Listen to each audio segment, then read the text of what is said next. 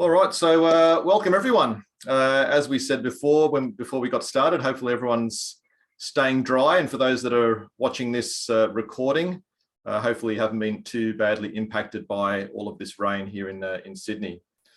Okay, so today's, as you know, for those that have attended some of these sessions, I'm just doing some very quick fortnightly training sessions, and it's really only about half an hour. So something that people can just jump into, learn a little bit, take away some actions, and hopefully can implement some things in your business. So today's topic is pricing, positioning, and profit.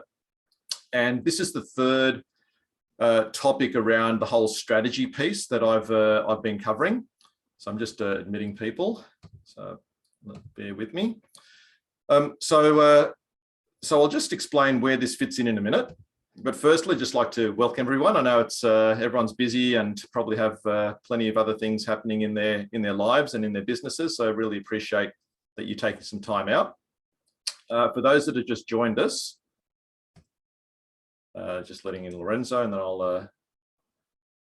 So welcome everyone. So for those that have just joined us, open up your chat window and just say hi. Let us know a little bit about your business, so you can let everyone else know. Maybe just explain what your business does and where you're located.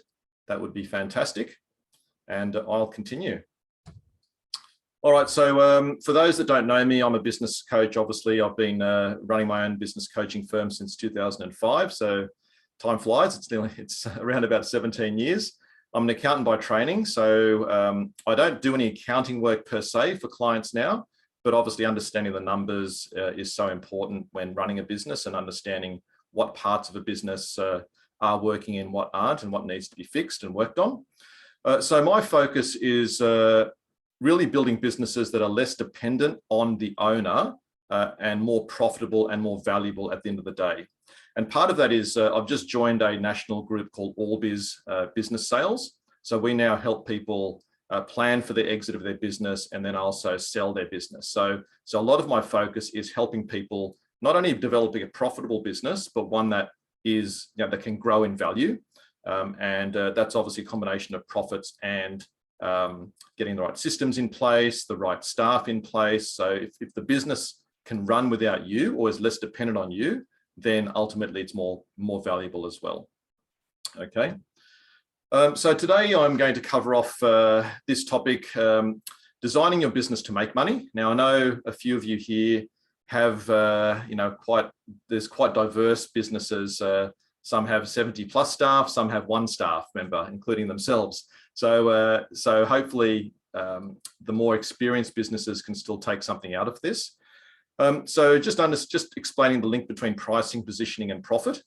The power of pricing properly as well. So a lot of today is about how to set up your business so you can increase your price and price properly to get to achieve the profit that you deserve.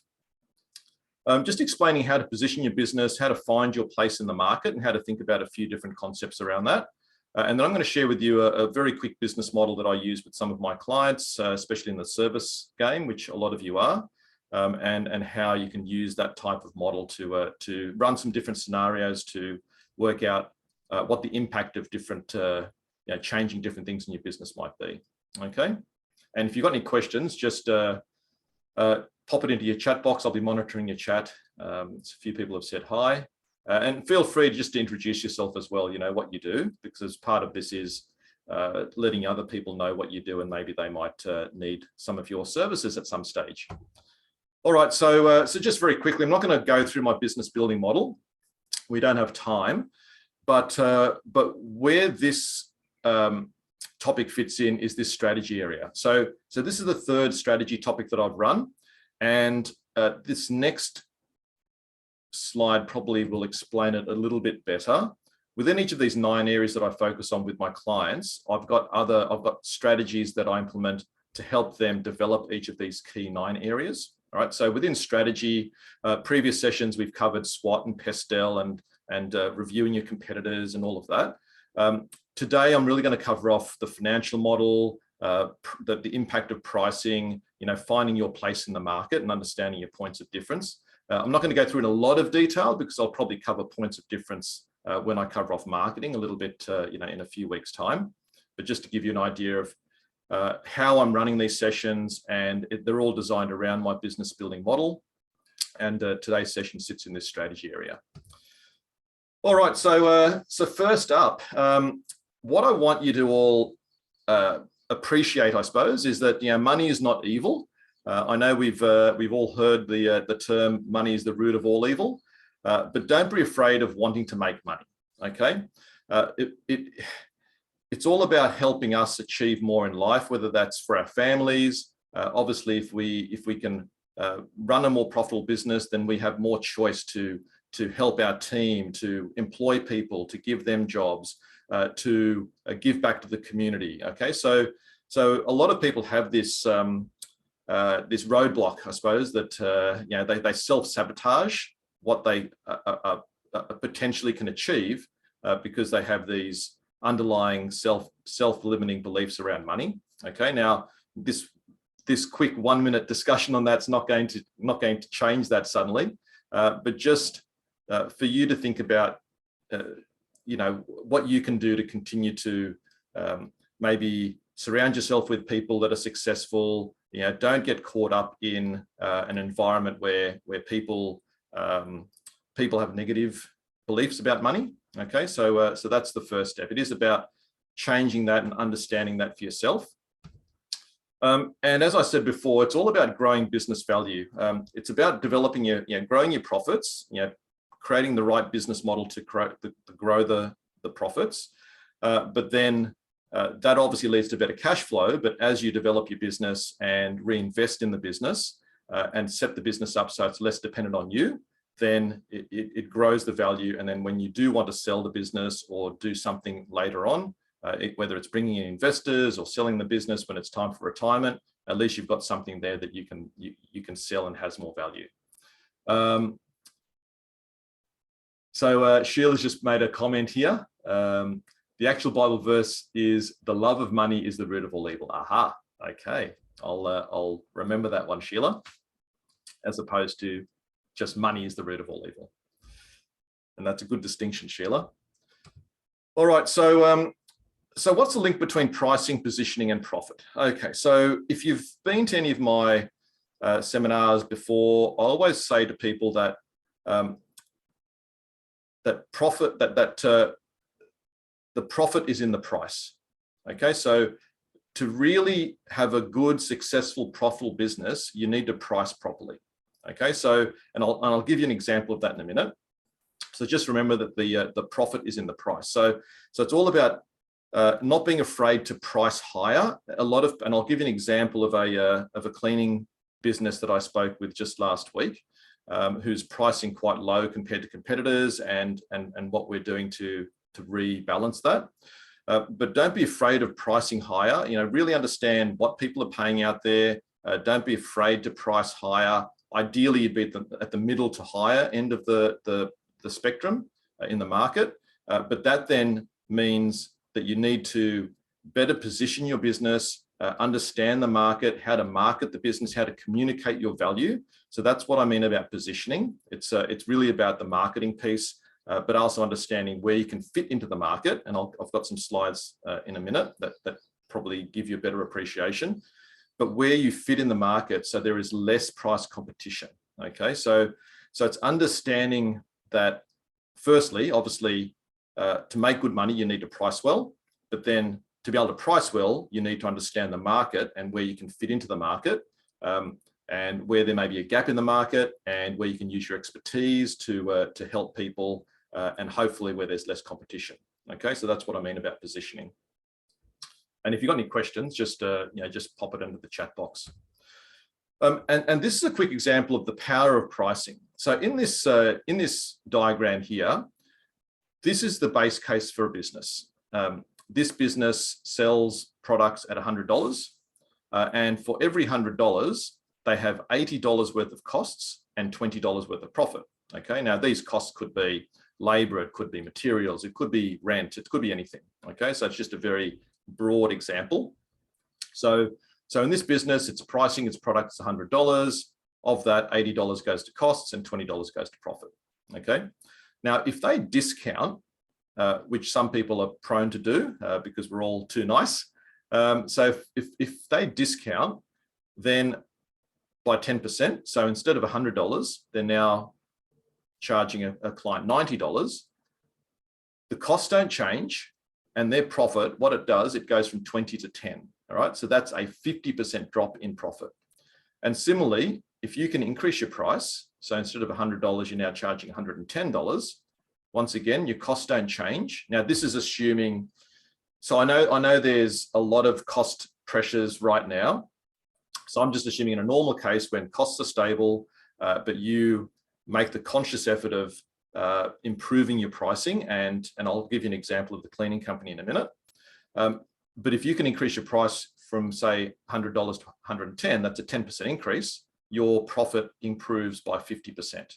Okay, so just take note of the power of pricing and how you really should review your pricing and increase your pricing. Now, there's a couple of people that know a HR company that I work that we all know locally.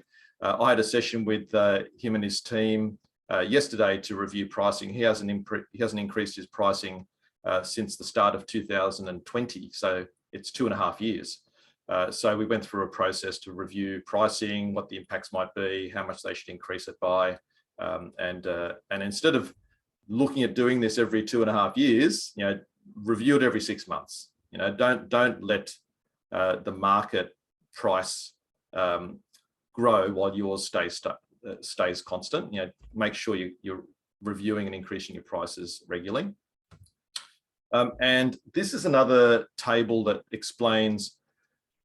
So some people are afraid of increasing prices because they think they'll lose business. Now, in this example, and I know I haven't talked about margins, that's for another topic, but in this example where a business has a gross profit margin of 40%, so that's where they've got product costs and those sorts of things that add up to 60% of their value of their product. If their profit margin is 40% and they increase prices by 10%, they can lose 20% of their business and still be in the same position profit-wise.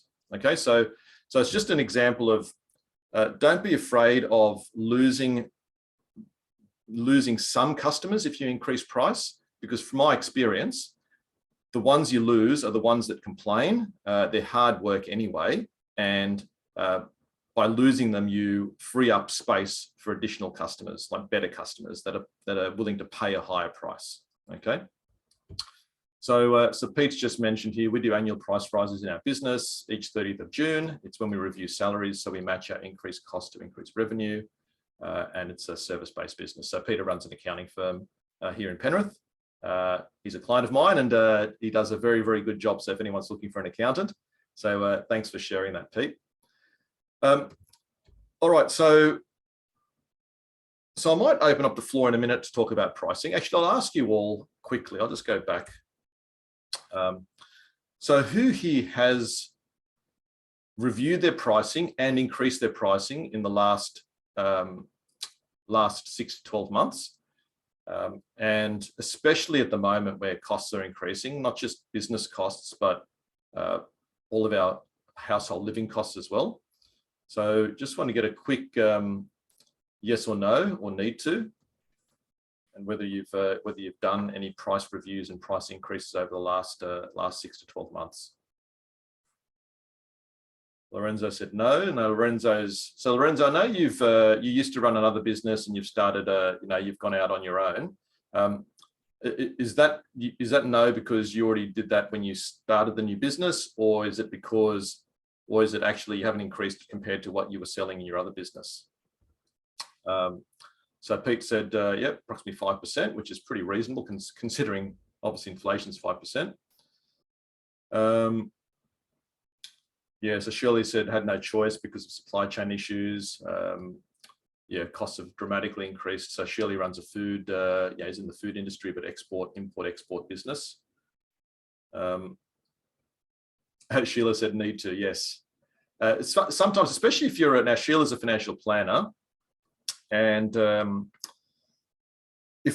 sometimes we feel, well, we don't have a lot of cost increases in our business because it's just us generally.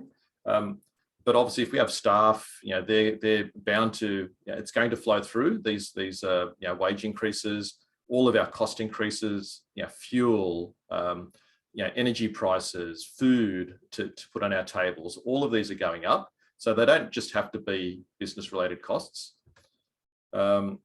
So Saul said yes last year, but it was the first time since 2009. So hopefully you can review that more regularly, Saul.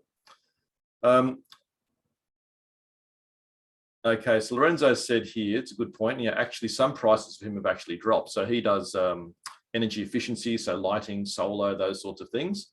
But he's kept his sale prices where he can. Yeah, and I think that's the trick.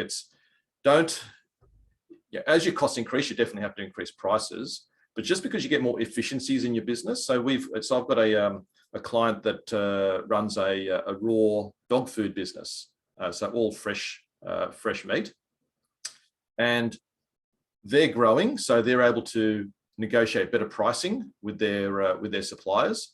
But at the same time, we're looking at increasing prices. Okay, so because they're reinvesting, so they've now invested in a new piece of machinery that's costing them $5,000 a month in leasing charges. So you need to make sure, just because some of your costs reduce, really keep an eye on the market and what the market's doing, and make sure you keep your pricing in line with the market. So if it's going up, then don't be afraid to as well. All right, so talking about positioning, because obviously to be able to increase your price, you've got competition out there. People are afraid of becoming too expensive. So it's about understanding where you can place yourself in the market so that you have less competition, and therefore you can price higher. All right. And most of our businesses, we're all small businesses. We've got a fairly niche offering. We're not designed to compete on price. It's all about service. It's all about all the things we can do that maybe the bigger boys can't do, or that any of our competition can't do. So you need to look at these three areas. Obviously understanding your customers, what their needs are, and really understanding what their decision criteria are, what their emotional state might be. Now, I'm not a marketing expert, and I can put you onto marketing people if you need to go through this in a bit more detail. But definitely understanding your customer. What I might do is also send you some questions to ask your customers to help understand why they chose you and what's important to them. So I think that might help in terms of you understanding your customer a little bit better. Understanding your strengths as well. So really understanding what you do well, what your background is. So for example, I've got a client who's a web developer, but he used to work for Commonwealth Bank in the innovation area. And so it was all more around strategy. So that's definitely an area that he can promote when he's speaking with clients or prospects compared to other web developers. So for him, it's more about looking at the big picture, understanding the business, the customer, that whole innovation piece. So it's just understanding what your strengths are and how you may be unique compared to this green box here, which is your competitors. So obviously understanding who they are, what position they hold in the market, what their perception, what people have of them in terms of perception, what their strengths are, what they don't do well. So understanding all of that. And ideally, so when you look at these three areas, if you can occupy this space here, where you meet the needs of your customers, you can do things that your competitors can't, or that you can promote different things about you or your business, which stands you out from your competition, then obviously, you can charge more and you can be more valued by your customers. Okay. So just asking all of you, if you had to rate yourself on understanding each of these three circles for yourself, so understanding your strengths, understanding your competitors, and understanding really what your customers are looking for and what their pain points and decision points are. What I'd like you to do is just out of 5 for each of these 3 areas, give yourself a rating out of 5 in terms of your understanding of, what is important to each of these 3 areas. So just type in yourself. If you understand yourself well and your strengths, and you've communicated that well, then that'd be a 4 or a 5. But if you haven't done that well, then that might be a 2 or a 3. All right. So just give yourself, 30 seconds to write into your chat window for each of those 3 a rating out of 5.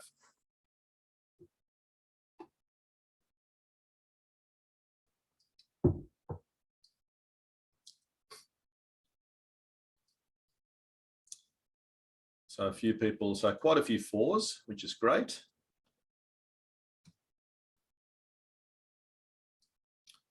So is it 4 across the board, or is it, are there some areas that, yes, so Susan's come back here after initially coming back with 4.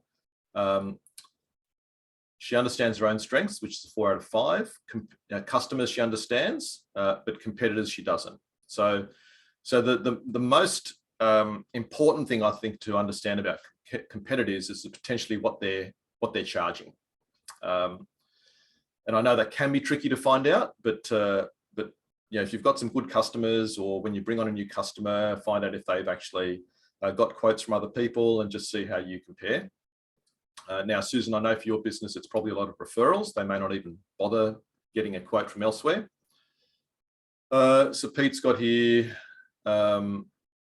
needs and strengths are good, and competitors not as good, so maybe a 3 or a 3.5. Yep.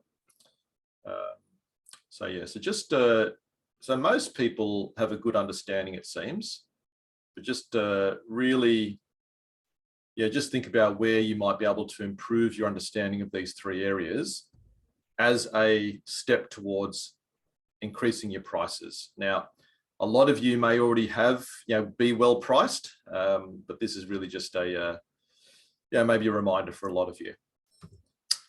All right, so the next slide is all about this financial model. So I'll just share with you an example of this on screen.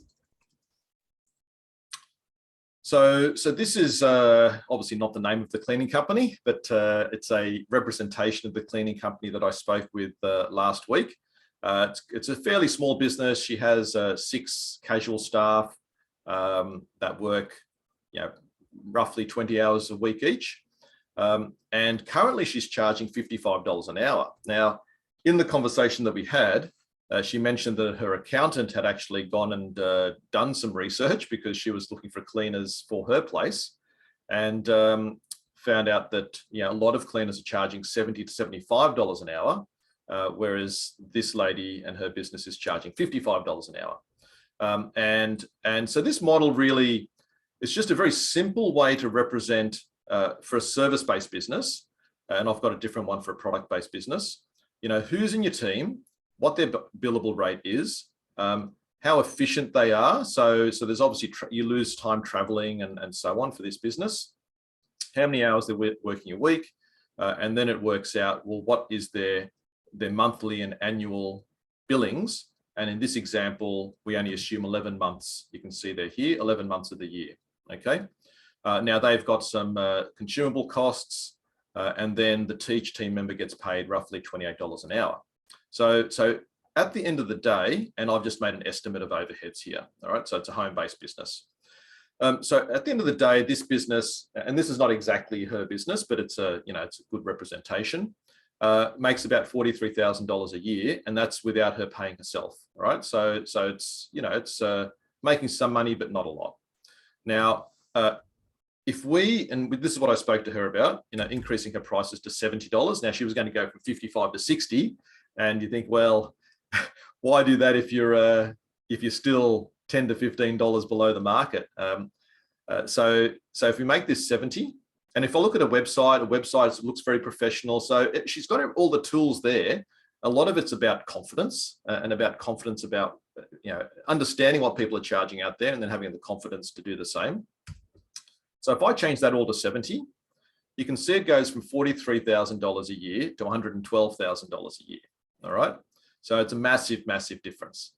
And at the same time, I said to her, well, if you did that, then you could probably afford to pay your team more. Now, you may not change the base. You may give them incentive as they get work done and as they do a good job, and there's no callbacks, there's no issues with customers, all of that type of thing.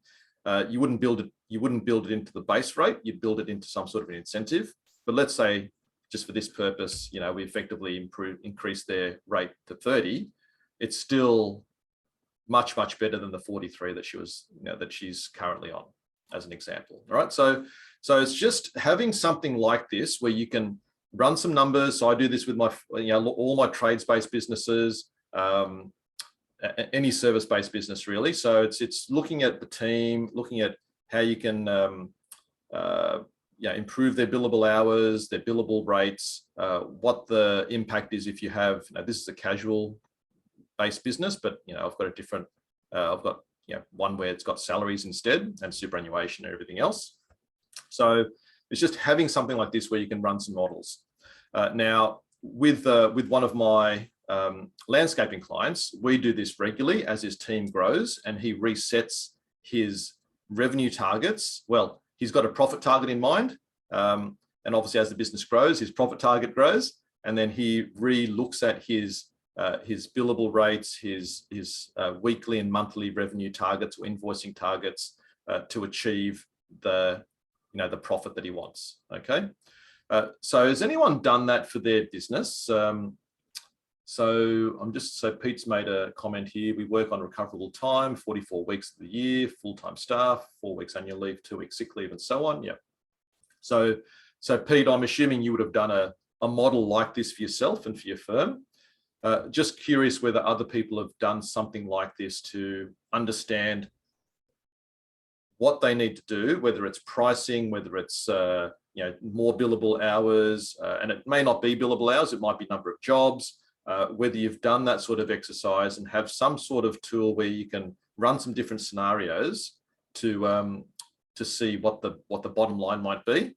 And then once you're happy with the bottom line, working backwards and saying, well, now I need to, this is my sales target, or this is my invoicing target every week or every month. So Lorenzo said, no, not yet, but we'll need to do this as his team grows. And Susan's working towards it as well. All right. So that's just something which, I'm a numbers man, as you know. And so it's understanding the numbers. When I've got clients that are looking at expanding into new services, we always run the numbers, or they might even be looking at buying a business or starting a new business. So we always run the numbers, work out what the potential might be, and understanding as part of that, who else is in the market, what the price pressures are, where the market's headed, all of those sort of more strategic things as well. All right, so that's my quick session for today. Just want to open it up for any questions. Happy for you to unmute yourself or just type anything into your chat box. And what I might ask you as well is, is there one or two key takeaways out of this quick session that you either learned or would like to implement in your business?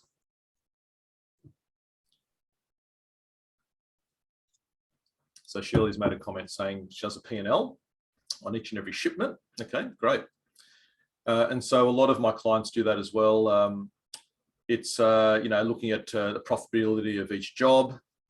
Now I'll do a separate session on financials and understanding not just your P&L in total, but also understanding what your profits are on different services, on different customers, different jobs, as Shirley said, different shipments.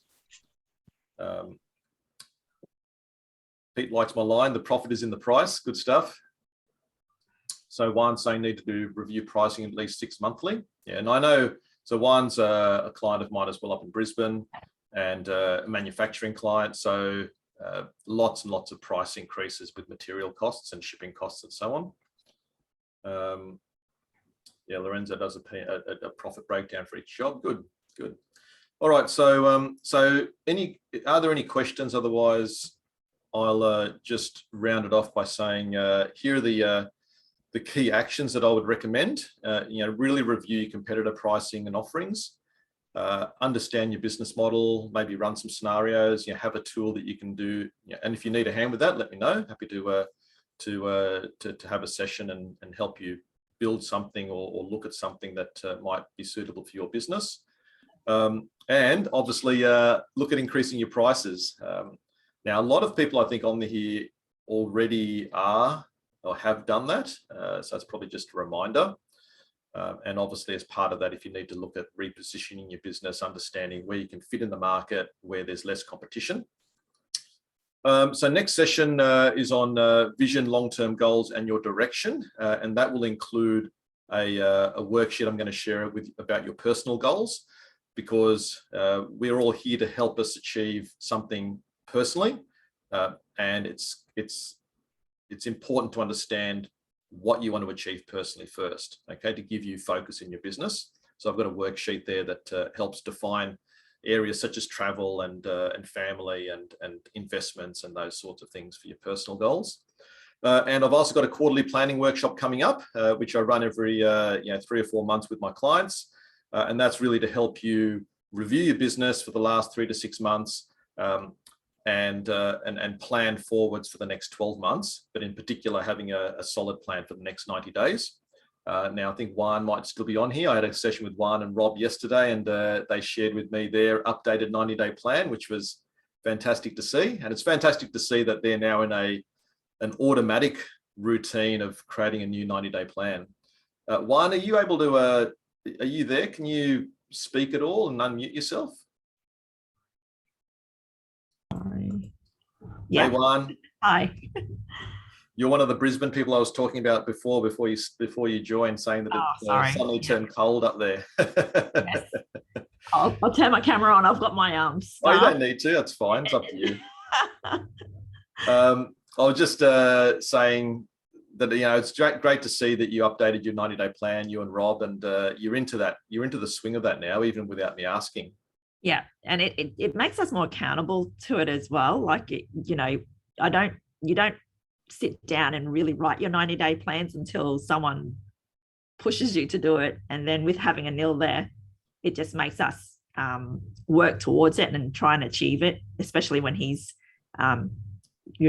calling us every month and saying, how are you going? So, we want to be able to see that our progression is happening. It's like you get too busy I'm pretty sure all of you are the same. You get really busy and you kind of forget that you have these goals in mind and you're just working every day just to get the job done. So it's really good to have that. And not everything gets done, but at least more gets done and there's more focus on it than there would be otherwise. So, yeah. And it's not only, part of it's the accountability, which is great, but it's also having the habit of reviewing and thinking forwards every 3 months about what's important, what's really important and what the priorities are. So I think that's a good habit to get into. Thanks, Juan. Okay. All right, so if there's no other questions, I'll just wrap it up. But feel free, if you want to stay on and have a quick chat, happy to stay on for 5-10 minutes. And otherwise, I'll wish you a dry and safe day.